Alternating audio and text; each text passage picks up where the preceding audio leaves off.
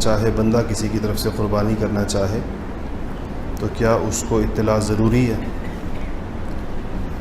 اگر کوئی بندہ کسی دوسرے شخص کی طرف سے واجب قربانی کر رہا ہے، جو قربانی کا جو واجب عبادت ہے، تو اس کی اجازت لینا ضروری ہے، اور اگر اجازت کے بغیر اس کی واجب قربانی نہیں ہوگی، الا یہ کہ کہیں پر بالکل ہی عرف یہ ہو، رواج یہ ہو کہ شوہر کی قربانی، بیوی کی قربانی شوہر کرتا ہے اور یہی سمجھا جاتا ہو، اس کے اندر عام رواج یہی ہو، تو پھر ہو جائے گی قربانی۔ اگر گھر کے پلے ہوئے جانور اور خریدے ہوئے جانور کی قربانی میں ثواب کے اعتبار سے کیا کوئی فرق ہے؟ دیکھیں، قربانی کے جانور کو اگر چند روز پالا جائے، یہاں تک کہ اس سے انسان کو ایک خاص قسم کا تعلق اور انس پیدا ہو جائے، تو اس کی قربانی افضل ہو جاتی ہے۔ کہ قربانی کے جانور کے ساتھ مشائخ کا معمول رہا ہے کہ وہ قربانی کے جانور کو کچھ دن رکھا کرتے تھے، اس سے انسان کو ایک تعلق پیدا ہوتا ہے، تو اس قربانی کے اندر ایک انسان کے تعلق کا حصہ بھی اس میں شامل ہو جاتا ہے، تو اس کی افضلیت تو ہے ایسے جانور کی۔ انہوں نے پوچھا ہے کہ باولے جانور کی قربانی درست ہے؟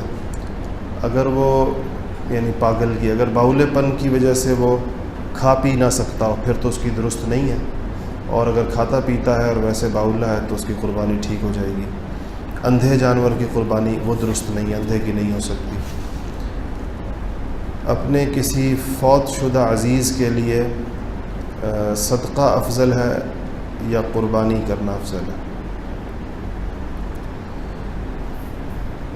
دیکھیں، صدقہ کا مطلب پیسے اس کے لیے ایصال ثواب کرنا، اور قربانی کے اندر جو ہے وہ قربانی افضل ہے، یعنی کوئی بندہ اپنے کسی عزیز کی طرف سے 10,000 روپے صدقہ کرنا چاہے ایصال ثواب کا، وفات شدہ کسی والد والدہ کے لیے، تو اس کی بجائے اگر وہ قربانی کرتا ہے تو وہ زیادہ افضل اس لیے ہے کہ اس میں مال کے ساتھ ساتھ ایک جانور کا خون بھی بہتا ہے، اور ایک جانور بھی اس کے نام پر فدا ہوتا ہے، اس لیے اس کا افضل ہے۔ پوچھا کہ کیا مردوں کے لیے ہر قسم کا ریشم پہننا ناجائز ہے؟ جی، اگر ریشم خالص ہو اور کپڑے پر غالب ہو تو ریشم، حضور صلی اللہ علیہ وسلم نے سونے اور ریشم دونوں سے منع کیا ہے مردوں کو، کہ مردوں کے لیے سونا پہننا اور ریشم پہننا یہ جائز نہیں ہے۔ البتہ اگر تانا ریشم کا ہو اور بانا سوت کا ہو، یعنی ایک تار، دو تاریں جو کپڑے کے اندر ہوتی ہیں، تانا بانا الگ الگ ہو، تانا ریشم کا ہے، بانا سوت کا ہے، تو ایسا کپڑا پہنا جا سکتا ہے، اس میں وہ مردوں کے لیے بھی جائز ہے۔ بانجھ جانور کا پوچھا ہے کہ بانجھ جانور کی قربانی درست ہے یا نہیں ہے؟ تو بانجھ کی قربانی درست ہے، اگر وہ چاہے وہ نر ہو یا مادہ ہو۔ مادہ جانور کا بانجھ پن اور طرح کا ہوتا ہے، اور نر کا مطلب یہ ہے کہ وہ جس کو خصی جانور کہتے ہیں، تو اس کی قربانی ٹھیک ہی نہیں بلکہ افضل ہے خصی کی جانور کو، اس کی وہ اچھی ہوتی ہے، صحت عام طور پر وہ پلا ہوا اچھا ہوتا ہے۔ میت کے لیے مشترکہ مال سے قربانی کرنا کیسا ہے؟ ان کا مطلب یہ ہے کہ کوئی بندہ اپنے کسی عزیز کے لیے، کسی رشتہ دار کے لیے قربانی کرنا چاہے، فوت شدہ کسی کے لیے، تو کئی لوگ مل کر اگر ایک قربانی کریں، یعنی کئی لوگ مل کر پیسے ڈالیں اور وہ پھر ایک قربانی کریں، تو اس کی اس طرح تو نہیں ہو سکتی مل کر پیسے ڈال کر کئی افراد کے، لیکن یہ ہو سکتا ہے کہ باقی سارے لوگ اپنے پیسے ایک ہی بندے کو ہدیہ کر دیں اور وہ اپنے بھی ڈال دے، پھر وہ بندہ اس سے جو ہے وہ جانور لے لے، کیونکہ اس جانور کی ملکیت کسی ایک کی طرف ہونا ضروری ہے، تو وہ اس کی واحد صورت یہی بنتی ہے کہ سب لوگ جو ہیں وہ، جو باقی لوگ، اگر کئی مثال یہ ہے کہ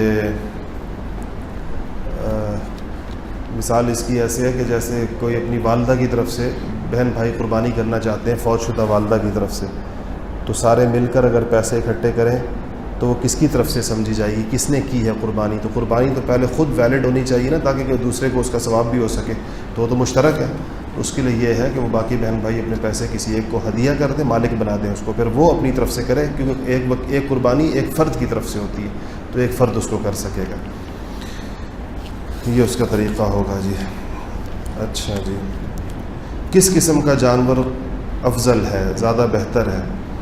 زیادہ اگر فقراء زیادہ ہو کسی علاقے کے اندر، فقیر لوگ جن یعنی گوشت کی ضرورت ہو، فقر ہو اس علاقے میں، غربت ہو، تو ایسا جانور افضل ہے جس میں گوشت زیادہ ہو، تو زیادہ گوشت والا. یہ جو ہمارے ہاں ایک رواج آ گیا ہے مہنگے جانوروں کا، تو وہ ایسی جگہوں پر افضل نہیں ہے جہاں لوگوں کو گوشت کی ضرورت ہوتی ہے. تو اس لیے بجائے اس کے کہ یہ 3 لاکھ کے بیل اور 5 لاکھ کے اور 10 لاکھ کے اور 15 لاکھ کے، اگر آپ سوچیں کہ 15 لاکھ روپوں کی یا 10 لاکھ کا ایک بیل لینے کی بجائے 10 لاکھ کے یہ 10 بیل لے لے 1 لاکھ، اس کا گوشت کتنا زیادہ ہوگا بنسبت اس ایک کے، تو وہ افضل ہے.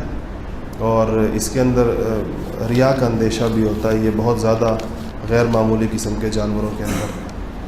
کیا قربانی خود کرنا بہتر ہے یا کسی خیراتی ادارے کو دے دیں جس پہ اعتبار ہو؟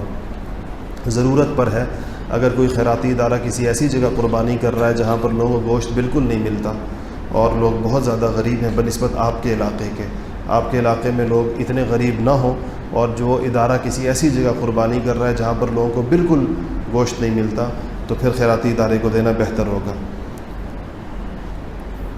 اگر ہم نے 10 قربانی کرنی ہے، 7 قربانی بیل اور 3 بکرے، تو کیا ہم تیسرا حصہ یعنی 3 بکرے ہم خود رکھ سکتے ہیں اور پورا بیل باہر دے دیں؟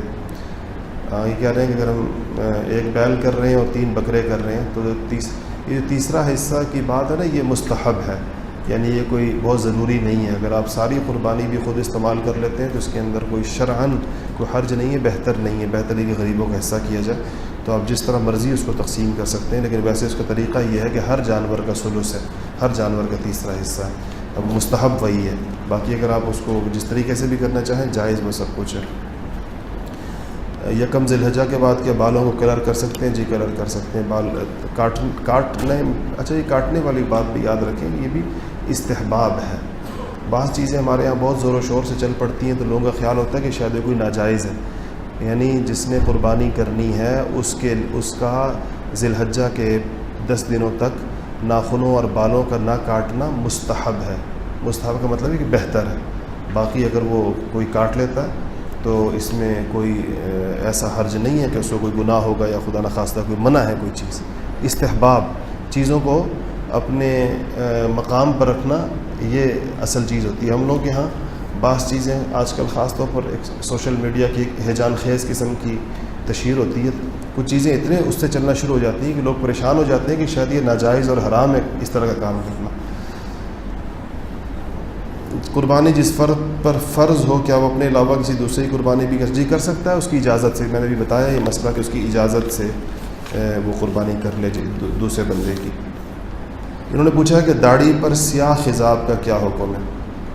سیاہ بالکل ایسا سیاہ جو خالص سیاہ ہو اس سے منع کیا گیا ہے، اور البتہ ایسے رنگ لگا سکتے ہیں جیسے کہ ڈارک براؤن رنگ ہے یا ایسا رنگ جو بالکل سیاہ نہ ہو، اس کی اجازت ہے. خالص سیاہ کرنے سے وہ مانا ہے. دعا فرمائیں.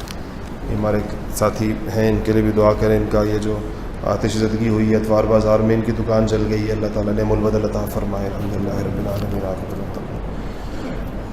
والصلاة والسلام علی سید الانبیاء والمرسلین. تغفر لنا